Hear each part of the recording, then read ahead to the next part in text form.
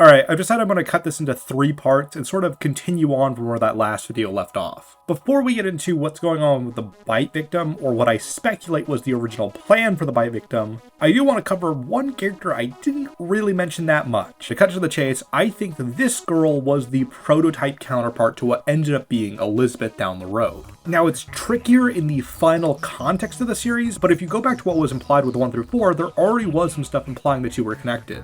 See, one of the things that pushed me towards string theory for a long time was that I didn't have a good explanation for the line, why would the tiny toy chica be missing her beak? But then something clicked for me. The reason we are shown that this particular toy is damaged is so we start thinking about this girl as someone who breaks her toys. A girl with a pink shirt who speaks in specifically light pink text. A girl who is the only character on the entire playground area that does not directly insult or mess with the bite victim in any way other than asking why he is upset. A girl who's the only character actually directly standing on Afton family property. Yeah, there's the sidewalk outside of it that a lot of the kids are around, and there's Freddy's family diner, which is very close to the Afton household. But she is specifically on a playground right next to the building. In fact, the direct screen above her is the bedroom. A bedroom that contains a mangle toy on the ground. With the specific context that the figurine in question references Toy Chica because she's missing her beak, it would imply that this set of toys is literally correspondent to the toy animatronics, whether that be foreshadowing or manifestation or whatever the hell reason you would want to argue for it. So if she's missing a Foxy in her set of toys, well, there's only one toy Foxy we know of in this game, the broken mangle on the floor, in the room with pink coloration, with the only character in the game with pink on their design. It's also worth noting that neither the bite victim nor Psychic Friend Fredbear have any ominous dialogue about this room. You would think one of the two of them would say something like, "This is what happens when he catches you," or something to imply that this girl is related to the overall mystery of what he saw. But instead, the bite victim just walks into the room and is able to walk out anytime like nothing's wrong. She's also one of the only kids that doesn't have some sort of alluding dialogue to the party, which is what got in the way of other characters potentially being proto-Elizabeth, such as the green-eyed girl with pigtails, who is technically closer to Elizabeth in terms of eye and hair color, but her dialogue implies she isn't related. "See you at the party." Well, wouldn't they see each other at dinner that night? That's a weird line of dialogue for a party that's going to happen 2 or 3 days down the road. And it's also worth noting that minus her eye and hair color, which is the very clear discrepancy between her and final Elizabeth, her design is pretty one-to-one, all things considered. I mean, yeah, her shoes are a different color, but she has the same shirt and shorts and bow. Honestly, this fits uncannily well with Scott's description of the one retcon. One of the things that has plagued people for ages about this supposed retcon was that it was something that most people didn't notice, implying some people did notice, but didn't really affect the lore that much because Scott said he would clarify if it really mattered, but also was already established before FNAF 6 happened, which means it can't be referring to Charlie's gender or the puppet or anything. It had to be something that was already changed by the time the only sister location was the latest game. But let's review the context here.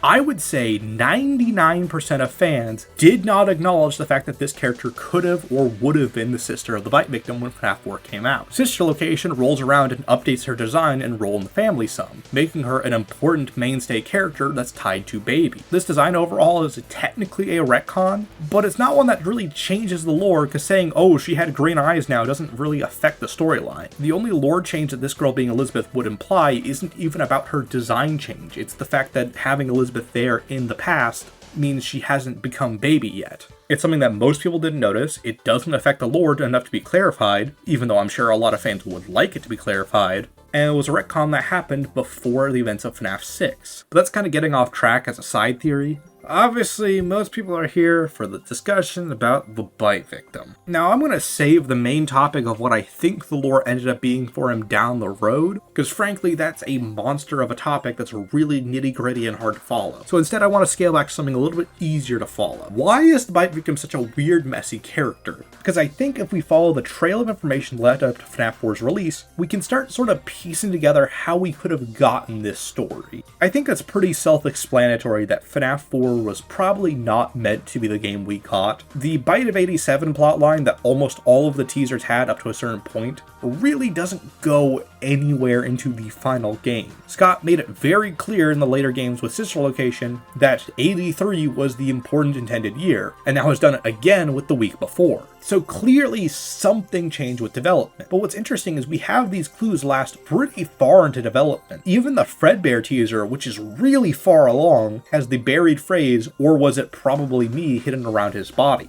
In fact, the game came out on July 23rd, and the 1987s in the source code lasted all the way until July 21st. Now, since Fredbear's Family Diner is the main setting of the minigames, or at least a lot of the minigames revolve around it, I doubt Scott made all of the minigames in 2 days, so it probably was just that he was slow to update the 83s in the source code. Instead, with the knowledge that Plush Trap loosely is a mixture of Springtrap and the plush spring Bonnie toy the kid has on the playground outside of Fredbear's, I'm assuming the minigames were already in development around the Spring Bonnie teaser, but just knowing that the minigames clearly were rushed very quickly helps us kind of narrow down what we were going for with the original game. My guess is that when FNAF 4 started development, he wanted it to be something of a final resolution with the Bite of 87. Now, since that's so far away from what we got as a final game, I'm not going to try and guess too many details on that. I can presume with the "or was it probably me" and the fact that our main cast kind of resemble torn up animatronics like the Withered, that maybe the game was originally meant to be set in 1987 with the FNAF 2 location with a kid who's scared of like the Withered animatronics or something like that, and then maybe he gets bit by like Fredbear when he's locked in the back room or something, I don't know. That doesn't really matter that much because that's not the game we got even remotely. But it's clear that whatever Scott's vision changed to had to do something with the earlier part of the timeline. For some reason, Scott wanted the game to be set in 1983 and couldn't change it back by the end of development. This might be a bit of a cold take, but if the Bite Victim was intended to be the puppet for some amount of the development, a lot of the choices that end up in the final game would finally click in some ways. I can't prove it, and I haven't seen anything or read anything that directly confirms this, but I think this would make all of this make sense. Why does he have a design that kind of looks like the puppet? Why is he do the crying position like the puppet? Why does he have such an intense thematic connection to Happiest Day? I mean, think about it. All of the assets are here for a puppet origin story. 1983, before the missing children's incident has occurred. We have an outside of Fredbear's with several cars outside and a purple guy sprite. All of the stuff needed to recreate Take Cake to the Children, or later down the road, Security Puppet. Imagine if the 4 bullies picked him up and threw him outside instead of taking him to Fredbear's. Then he's locked outside there, much like Security Puppet, then Purple Guy strolls up and kills him. We don't even have to worry about the puppet not being here because he wasn't even in the original Take Cake to Children minigame. So why wouldn't Scott do that? Well, while I wouldn't qualify these as problems to the puppet-centric narrative of FNAF 4, there are some things that kind of make it less of a desirable outcome to pick for the story. Firstly, the puppet is probably the most self-explanatory character in all of the FNAF 1 through 3 lore. Adding all this gobbledygook doesn't really make him better as a character. As Scott said, most fans already put the puzzles together pretty quickly, including Game Theory getting most of FNAF 2's story right, which would in turn mean the general consensus of what the puppet was mostly correct. Secondly, it would mean all of those teasers, such as "was it me" or "was it probably me," don't go anywhere. While having it be a different bite is stupid and makes no goddamn sense, it at least kind of fulfills the initial promise and setup of the game. And if Scott found a way to do something interesting with a bite just in 1983 instead of 1987, then it could add to the story in a unique way. Thirdly, this kind of goes into the first problem, it would mean the final mystery of FNAF 4, the final chapter, was something that we had known since FNAF 2. It would just add some minor details such as Mike potentially being the player in FNAF 1 and having a history with the puppet, which is cool, but it's not like lore breaking, and it actually doesn't really scratch a mystery most fans had, which was, what the hell was going on with Golden Freddy this whole time? Golden Freddy was the clickbait bear. Not to mention, Scott clearly wanted the whole Afton family angle, at least later down the road. And the Bite Victim being the puppet doesn't really make sense in that storyline or organization. Like, we didn't solve the bite, we learned about a character we already knew, and we learned nothing about Golden Freddy. What was different about him in Happiest Day? Why did he need the other 4 kids to get cake for himself? Why don't you need a clip out of bounds to find his minigame? And also, why are we at Fredbear's Family Diner? Fredbear's Family Diner's only real context in the puppet-centric story is that we're earlier in the timeline, which is kinda cool that everyone has their ties to the start of the franchise, but it doesn't really make a lot of use of Fredbear as a character or anything like that. However, if you wanted to do a Golden Freddy-centric story, doing it at Fredbear's would make a fair amount of sense. Have Golden Freddy be the oldest spirit in some way, or have something like that going on. I think that the reason we went towards the bite victim-centric story was a way to sort of make Fredbear's this sort of eternally important origin event, whether that be Network Victim or Shatter Victim or Golden Duo or whatever. And it also means there's more of an actual mystery to solve and put together. Now, it's largely harder to solve because it doesn't make any goddamn sense, and we're still arguing about it to this day, but trying to do something weird by saying like, oh, but this is a secret kid we didn't know much about who has all these ties to the happiest day and might be the kid who's Golden Freddy at the end of the table, might not be, is at least like a final challenge for the fan base. It makes everyone's favorite mystery actually important to everything. The problem was Scott probably needed about 2 months to actually refine the story and make it make any lick of sense. But he had never delayed a game before, and he had already made all these assets. He would have to abandon a lot of the work he already did to make it more clear and easy to follow. So why redo the work? Why not take all these assets you had already made for the puppet story and all these sprites and levels and areas you've made, and just try to make the Golden Freddy story happen with those? This would explain so much of why Golden Freddy and the Bite Victim have been handled the way they have after the events of this. Why does he have a design that alludes to the puppet? Why tie a kid to Happiest Day without making him part of the original set? If Scott was going for something like Shatter Victim, why tie it to Fredbear's Family Diner instead of just a place that had all the characters like the 1987 or 1985 or 1993 location? Hell, if he was meant to be Golden Freddy, make him one of the missing kids, you know? Why have him be on his own with this weird abstract story that doesn't really tie into anything? Well, if it did have an original, very specific interpretation and meaning for it, that changed at the end of development and was force-fit to a new story, of course we would get a game or story similar to FNaF 4. I mean, it really doesn't make any sense to design the game to be what it ended up being from the ground up. I'm pretty sure Scott would be aware his fans would consider this design to look like the puppet, and see a bite and say, oh, that's the bite of 87, and if it was always meant to be the bite of 83 and it was never meant to be the puppet, why throw these weird little curveballs in here? Instead, like I said, I think this is a sort of forced fit course correction.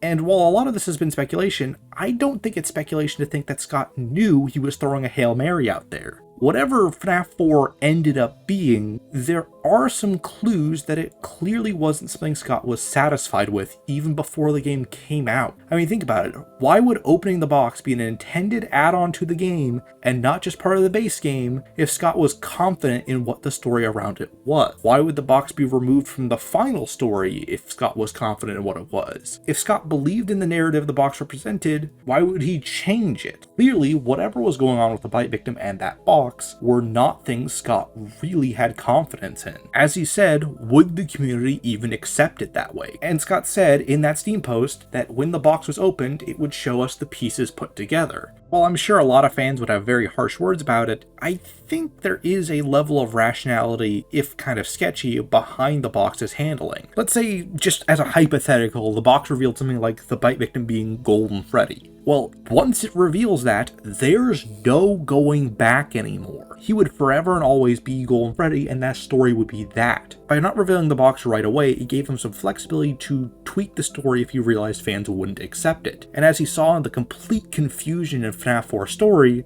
and had more time to think on the story he had made, he realized he couldn't let it sit like that. This is something he talked at length about in the Doco interview. As he said in the first Doco interview, he wanted to make a story the fans would actually accept, something that was more grounded and got further away from the weird abstract storytelling of FNaF 4. In short, I think The Bite Victim is just kind of a summary of what happens when a series runs a long time and has so many different expectations placed upon it. I don't think that makes him an inherently terrible character. It just means that I think it's worth interpreting him as a sort of janky addition, not a pre-planned, really masterfully introduced concept. And with the context that the FNaF 4 story didn't really stay the same as new games were added to fit that timeline, I have one final sort of bet on what I think the story of FNaF 4 ended up being. Now, this isn't what I think the overall timeline was after FNaF 4 with the current series and games we have, like Into the Pit now, but when it comes to FNaF 4 on release, there is one thing that just frustratingly makes sense to me, at least for now.